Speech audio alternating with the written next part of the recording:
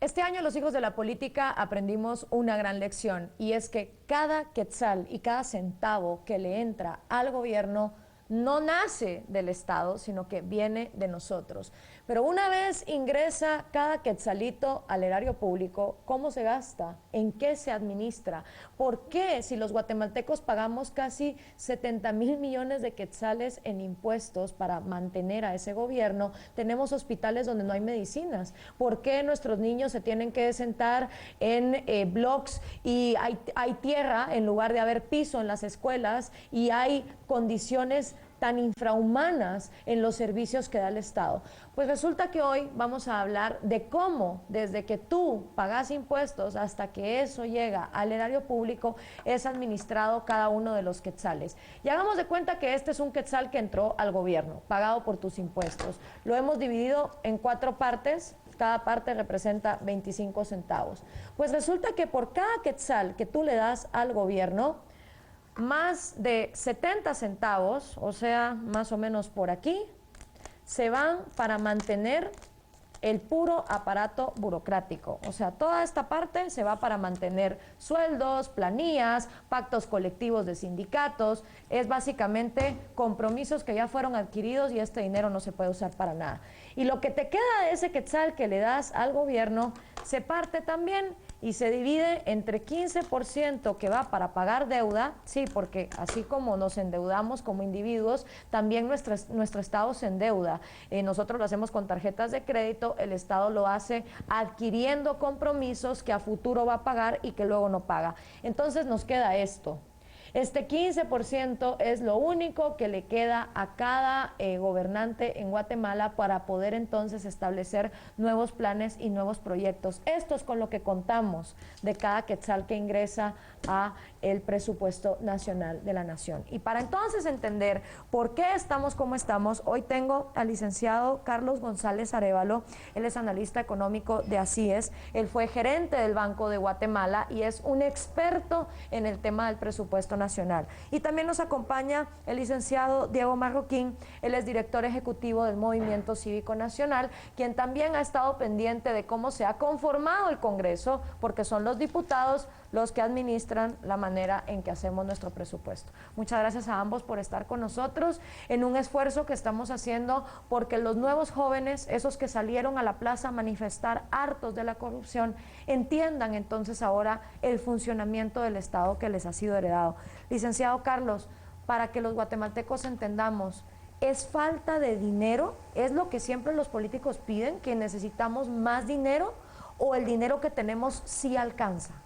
Siempre es discutible el tamaño del presupuesto, porque nos olvidamos de las grandes necesidades que tiene la población. Si fuera así, no debían de ser 70,000, sino quizá 85,000 o 90,000 millones. Pero hay algo que sí quiero aclarar.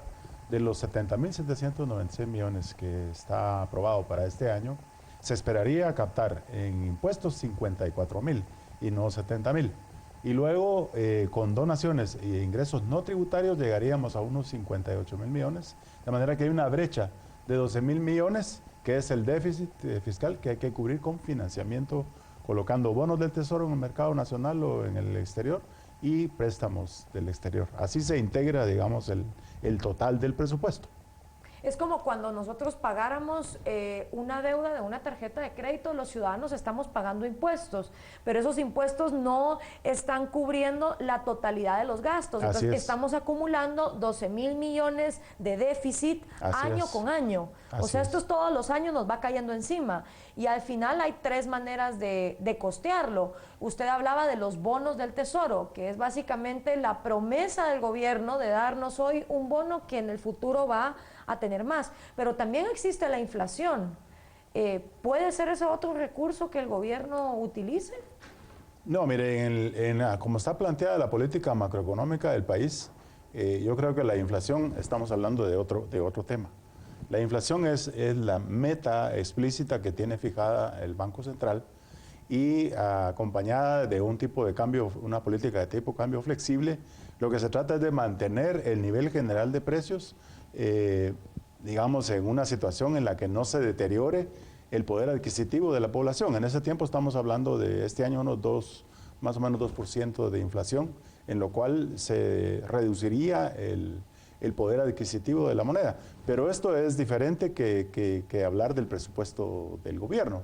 Esto está a cargo del Banco de Guatemala y esa política macroeconómica nos tiene desde hace muchos años gozando de un certificado de buena salud de la economía del país ante los organismos internacionales y las calificadoras de riesgo, porque tenemos tasas de interés estables, tipo de cambio estable, flexible, pero estable, bajas tasas de interés también y bajas tasas tasas de interés estables, pero bajas tasas de inflación.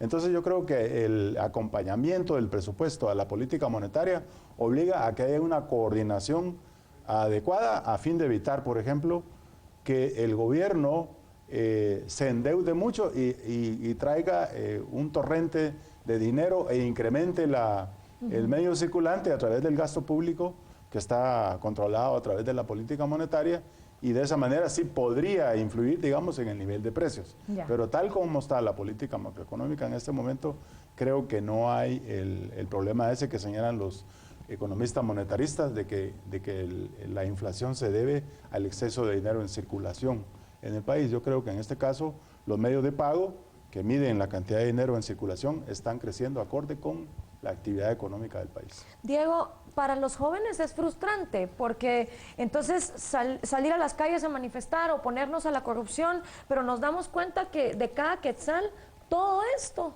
no sirve para hacer nueva inversión, ni para construir los hospitales que los jóvenes sueñan, ni para construir las escuelas modernas donde los niños tengan acceso a internet y estén bien cuidados. O sea, es frustrante para el joven venir y decir, bueno, yo salí a manifestar, pero resulta que por cada quetzal que yo llegue a pagar en impuestos, cuando me vuelva pagador de impuestos, porque muchos de ellos todavía no lo son, todo esto ya está comprometido en salarios, en planillas, se va para mantenimiento burocrático de oficinas, de secretarías e incluso de ministerios que no están respondiendo a las necesidades que los guatemaltecos necesitamos.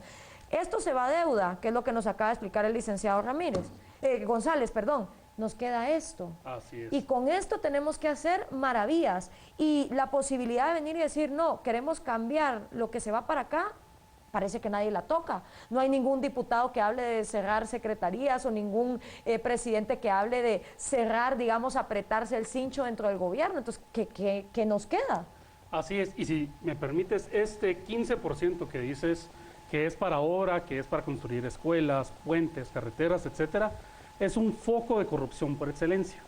Y el mejor ejemplo de esto son los contratistas que se postularon para ser diputados y que el Tribunal Supremo Electoral la semana pasada les dijo, señores, ustedes no pueden no pueden asumir sus puestos porque tienen una prohibición constitucional expresa. Entonces vemos que con este 15%, que es poquísimo comparado con el 70% que acabas de mostrar, lo utilizan de una forma perversa para empezar a crear esta estructura y financiar campañas electorales que luego llegan al Congreso y se genera este círculo perverso. Yo como diputado entro, hago mis millones, financio obra, vuelvo a entrar y ya no solo entro yo, porque hay casos de diputados y exalcaldes que lo que hacen es dispersarse. Entonces entra familiar, entra el hombre de confianza, etcétera, y se vuelven caciques totales en su departamento o municipio. Te menciono esto porque el problema de del 15% también radica en una falta de verdadera reforma electoral. ¿A qué me refiero con esto?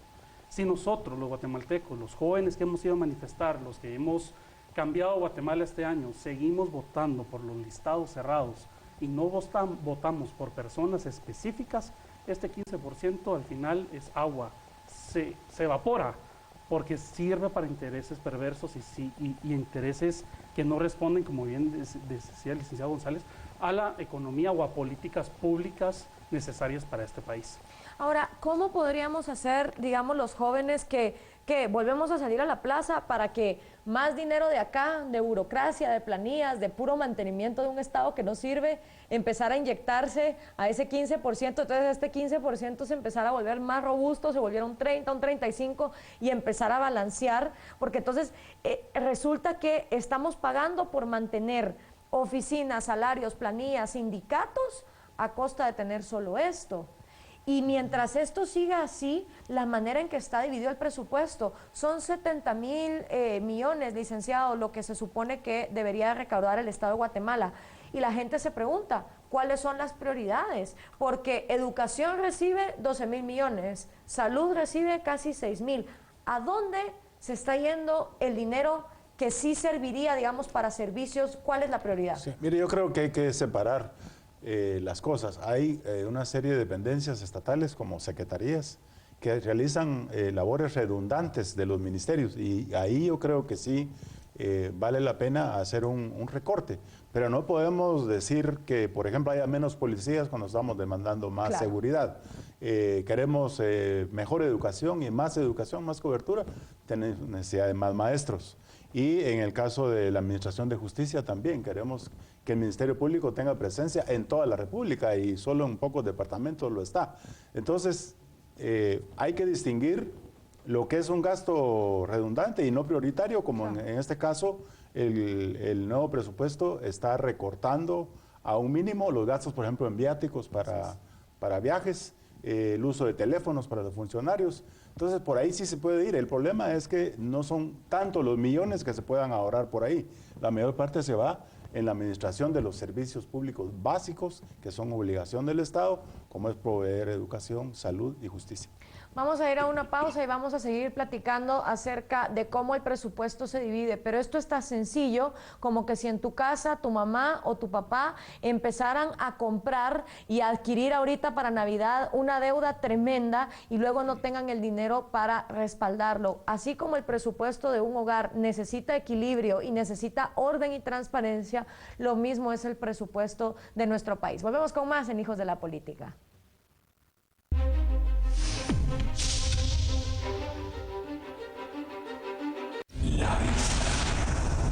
Es la última oportunidad que tengo para cumplir mi meta de por lo menos llevarme un premio. Guerreros, por el último premio de la isla y, ¿por qué no?, algo de proteína. ¿Están listos, guerreros? Recuerden que lo imposible solo cuesta un poco más. ¡A mi señal! ¡Ahora!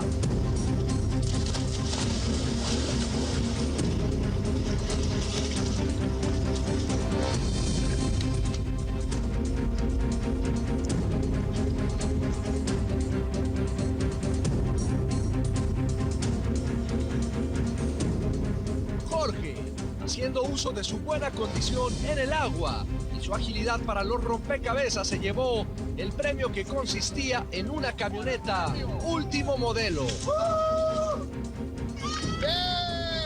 Una gran recompensa ganada muy merecidamente. Bien, guerrero.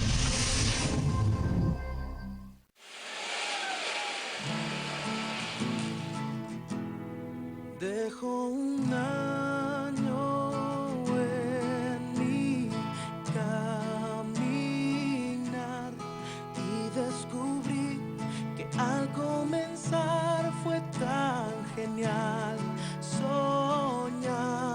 Y al caminar tu mano me acompañó. Por eso avancé, por eso amé, por eso viví. Uniendo corazones hoy aquí podemos soñar por un final que nos hará luchar. Una esperanza brilla, hoy nos unirá. Para avanzar, para amar, para vivir.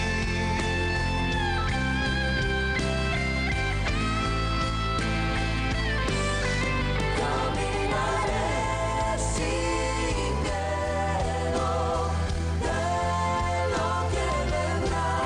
Seguridad, Duda tendré, no puedo amar. una esperanza brilla, hoy nos unirá.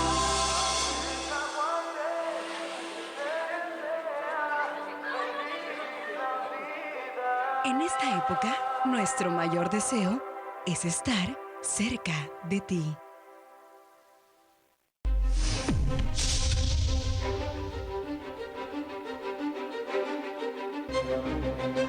Número de NIT, consumidor final. Más ahora que sabemos que se lo roban todo. Esa ha sido la respuesta de mucha gente cuando va a los supermercados o la farmacia y le piden el número de NIT.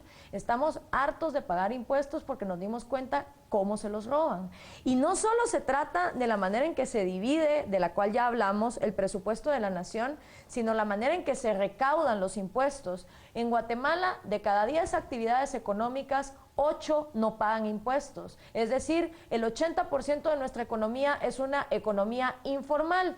Discos piratas, ropa de contrabando y muchísimas cosas más. Y uno dice, bueno, pero menos mal eso existe, porque si no hubiera economía informal, sería gente dependiente de que alguien más le diera dinero para poder sobrevivir. Lo cierto es que no todos pagan impuestos y seguimos esperando servicios de primer mundo, pero además la recaudación del Estado no es la más eficiente. Licenciado González, ¿cómo podemos entender que no solo se trata de ya una vez el dinero adentro del gobierno, sino desde la forma en que se está recaudando? Es importante. Sí, usted mencionaba la economía informal.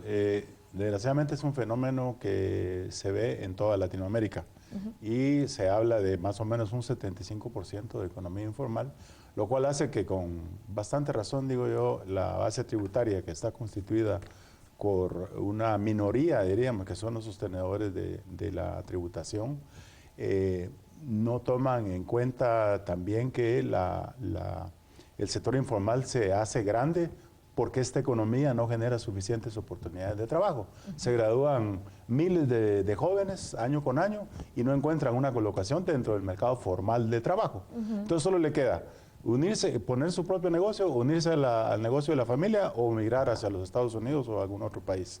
Entonces hay un problema ahí que está generado por la misma incapacidad de la economía. Y por aparte, de estos pocos que tributan, la pregunta es si están tributando lo que deben tributar. Yo sostengo que no, porque hay mucha evasión, mucha elusión tributaria.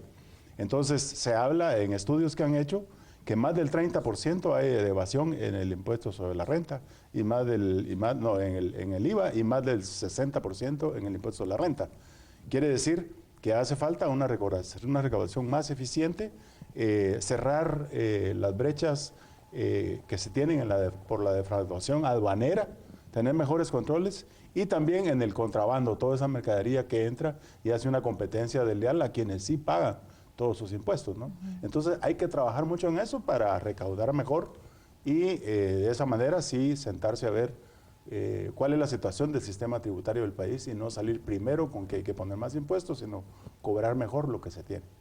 O sea, de verdad fue insultante para muchos guatemaltecos que lo primero que hicieran los diputados es hablar de más impuestos. ¿Cómo convencemos a una persona que está en la informalidad de que empiece a tributar cuando este año vio lo que sucedió con el caso de Pérez Molina, de Roxana Valdetti, cómo van cayendo los corruptos?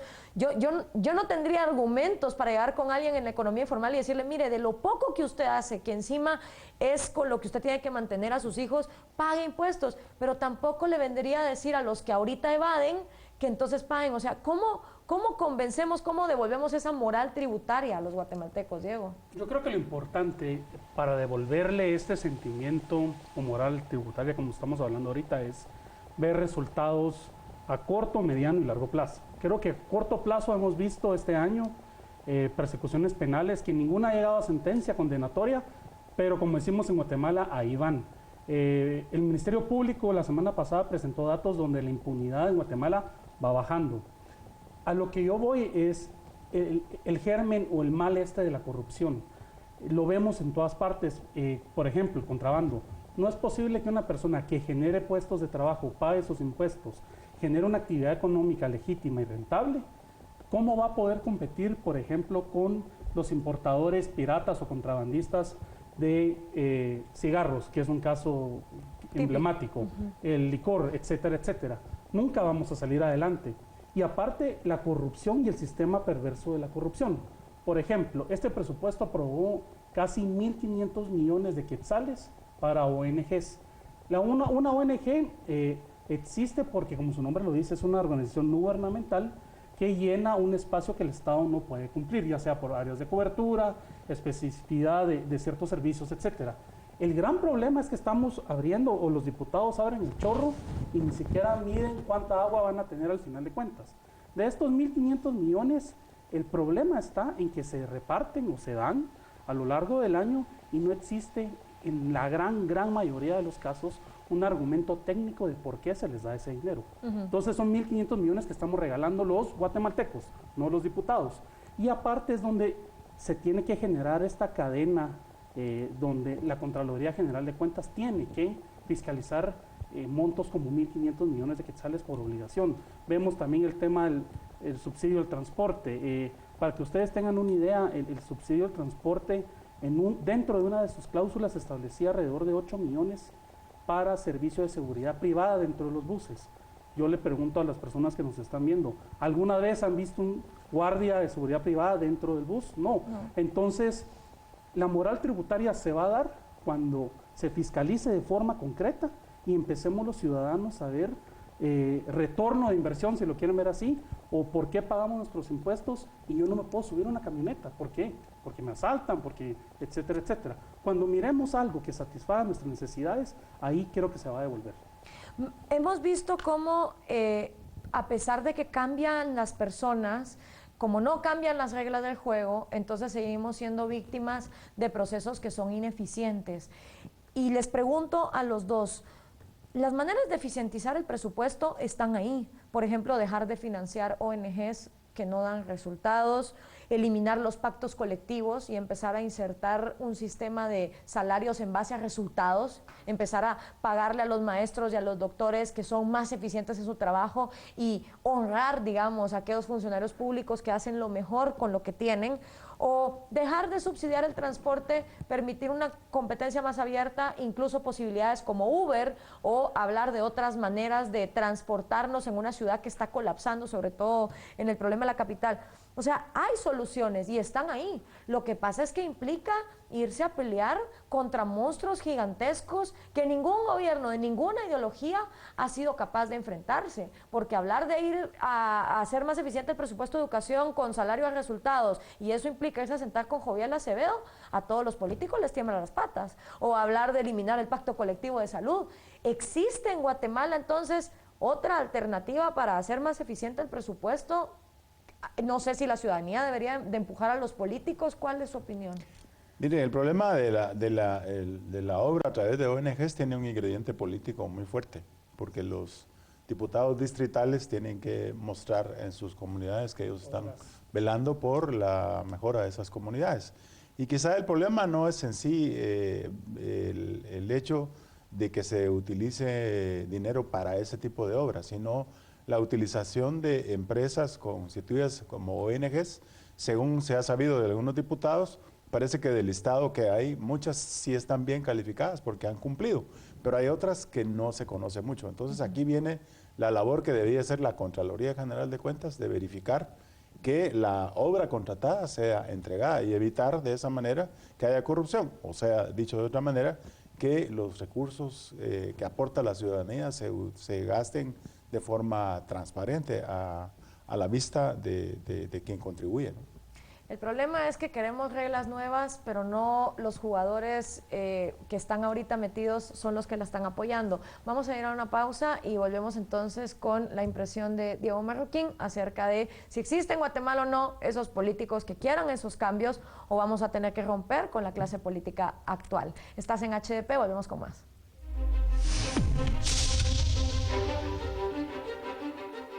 5 programas distintos. Vidas al límite. Historias engarzadas. Hit M3. Los 25 más.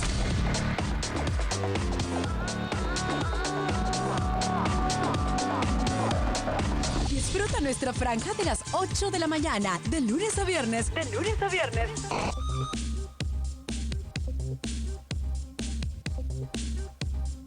Solo por TV Azteca Guate. Cerca de ti.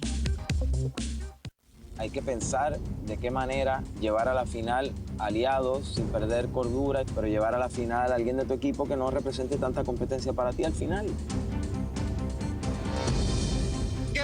el segundo boleto a la semifinal.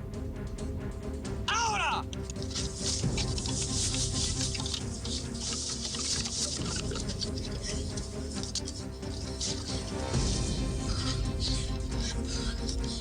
No toquen la cubeta con la cubeta que llevan. Recuerden que es contrapeso. Jorge obtuvo el segundo brazalete que le dio el paso a la gran semifinal de la isla. Ahora, Daniela e Intocable tendrán que asistir a un juego a muerte que decidirá al tercer semifinalista.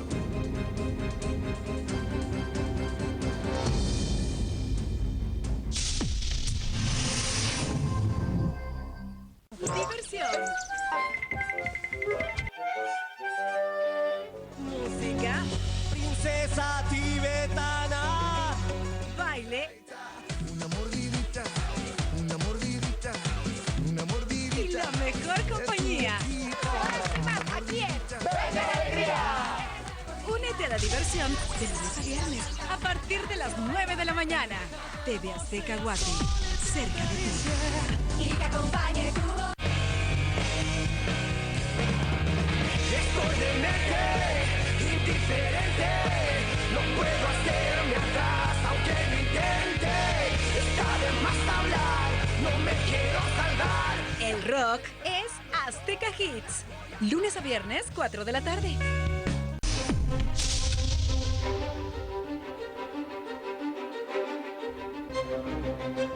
Estamos en Hijos de la Política hablando del presupuesto de nuestro gobierno que es pagado con los impuestos de todos. Diego, antes de ir a la pausa, yo les preguntaba, ¿hay formas de hacer más eficiente el presupuesto, como por ejemplo dejar de financiar ONGs que no dan resultados, eliminar los pactos colectivos que tienen agarrado este 70%, subsidiar el transporte, pues ya no hacerlo, dejar una competencia más libre? O sea, hay maneras. Pero ¿existirán los políticos en Guatemala o los diputados o los presidentes o los ministros dispuestos a enfrentarse a estos grupos que se benefician de la actual corrupción y de que el presupuesto esté como está? Van a ver siempre y cuando los ciudadanos los obliguemos a hacerlo. ¿A qué me refiero con esto? La presión ciudadana en el 2015 en Guatemala fue algo para la historia. Muchos países nos han felicitado, no a las autoridades, a los ciudadanos guatemaltecos. Ya tenemos el ejemplo de que lo podemos hacer. Cuando habíamos visto un presidente y una vicepresidenta en ejercicio del poder tuvieron que abandonar sus puestos por escándalos de corrupción, etcétera. El precedente ya está como ciudadanía. Que Jimmy Morales sea presidente también es un reflejo del cansancio de la clase política tradicional que tenemos los guatemaltecos. Para ser breve con la respuesta es, vamos a tener las autoridades que los ciudadanos estemos dispuestos a tener y a fiscalizar, empezando por los alcaldes, que es el famoso poder local, que como bien mencionaba, muchas de estas ONGs ejecutan estas obras para quedar bien con la gente. Entonces el alcalde logra la reelección en la próxima a costillas de su propio dinero y de la corrupción. Los diputados cada día tienen mucho más los ojos de la ciudadanía y no digamos el ejecutivo. Está en las manos de los ciudadanos comprometernos y cambiar nuestro país. ¿Por dónde empezar? Si somos jóvenes que este año salimos a manifestar que estamos indignados por la corrupción, pero nos confesamos ignorantes respecto de cómo funciona el presupuesto, como mucha de nuestra audiencia que dirá, wow, yo no tenía ni idea que de cada quetzal esto pasaba. ¿Qué consejo ustedes dos, sobre todo usted, licenciado González, que tiene tanta experiencia, qué consejo le daría a los jóvenes que están preocupados por esto y que quieren empezar a inculcarse? ¿Por dónde empezar? Porque a veces un presupuesto es tan intimidante a nivel país. Entonces yo con eso pues quisiera concluir este programa con que ustedes le dieran a los jóvenes algunos tips de por dónde se empieza. Porque como bien decía Diego, si no empezamos a manifestarnos y a exigir estos cambios, los políticos tradicionales no nos los van a dar. Bueno, yo creo que el primer reto para el nuevo gobierno es la reforma del Estado. Concluir la fase esta de aprobación de leyes básicas como la ley electoral y de partidos políticos, que está aprobada en principio, pero en consulta en la Corte de Constitucionalidad.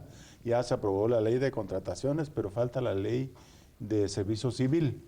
Y a propósito de la juventud, yo quería insistir en eso. Es importante que haya una nueva ley de servicio civil para que la juventud que sale preparada se vaya incorporando a la administración pública y que la gente que llega a trabajar ahí no sea porque tiene el carnet de pertenecer a un partido o por una recomendación, una carta de los políticos. Ahí hay un campo grande para la juventud. Y de alguna manera en la parte del conocimiento de estos temas financieros, no debería ser necesario que uno escoja una carrera de economía o de administración de empresas, sino a nivel secundario ya y a nivel superior con más obligación, debería de haber algún componente en alguna materia que eduque a la gente de estos temas, de qué se trata un presupuesto, de qué le corresponde hacer al Estado, cuál es la responsabilidad de la ciudadanía y cómo vivir en armonía. ¿Buscando qué? Buscando el progreso de la nación económico, pero también con un balance social que podamos combatir los déficits, los grandes déficits sociales que tiene el país, un nivel de pobreza arriba del 50%, la desnutrición infantil, que son los futuros ciudadanos, también hay que combatirla. Y entonces para eso se necesita reforzar también los recursos del Estado. No nos preocupemos del tamaño que tiene en términos del PIB, porque no pasa del 13-14% del presupuesto, es el más bajo de Centroamérica. Entonces se esperaría, yo diría, que en la medida en que haya mejores oportunidades para la juventud que se está preparando, debería irse involucrando también, y por qué no, en actividades políticas, para que tengamos tal vez dentro de 4 años, es muy temprano, pero en unos 8 años, tengamos legislaturas ya integradas por gente preparada, gente joven, con alguna formación superior de preferencia, que los haga aptos para ir a hacer un mejor papel y tener un organismo legislativo pues más preparado para el enfoque y la aprobación de las leyes que este país necesita. Diego, muy rápidamente, ¿algún Yo les consejo? diría a los jóvenes, la edad que tengan, toda decisión política va a afectar tu vida de una forma positiva o negativa. Lamentablemente en nuestro país casi siempre son negativas. Yo les diría, con el acceso a tecnología que tienen los jóvenes hoy en día, desde su teléfono hasta cualquier otra fuente, si sabes cómo está el resultado de los fichajes de tu equipo de Europa, si sabes cuáles son las tendencias de moda, ¿por qué no te tomas 5 o 10 minutos al día de leer lo que está pasando en tu país? No podés esperar tener una vida mejor si no te informás. Es imposible. Y una vez cuando uno se empieza a informar, yo por eso pertenezco al Movimiento Cívico Nacional, porque cada vez vas subiendo, vas diciendo, no es posible que esto esté pasando, no es posible, y al final de cuentas se vuelve una pasión fiscalizar. ¿Por qué? Porque al final de cuentas Guatemala es de jóvenes, y como bien decía el licenciado González, hay un déficit de generación de empleos enorme. Aproximadamente se generan 50,000 empleos formales al año, y estamos hablando que hay un déficit de 150,000, 200,000 jóvenes preparados que se quedan sin trabajo, y esos pueden ser la gente que nos esté viendo ahorita. Y si ellos quieren tener un trabajo, no esperen que les va a llover el trabajo del cielo o que los gobernantes están para darles el trabajo. Están para crear las condiciones que venga gente que invierta en el país, ya sea nacional o extranjera. Pero si no se involucran, estos cambios nadie los va a hacer por ellos. Muchísimas gracias, licenciado González, muchísimas gracias, Diego, por haber estado con nosotros, y ahí les queda entonces la tarea pendiente. Esperamos que este programa haya esclarecido un poquito más en cómo funciona el presupuesto de nuestro país. Hasta la próxima.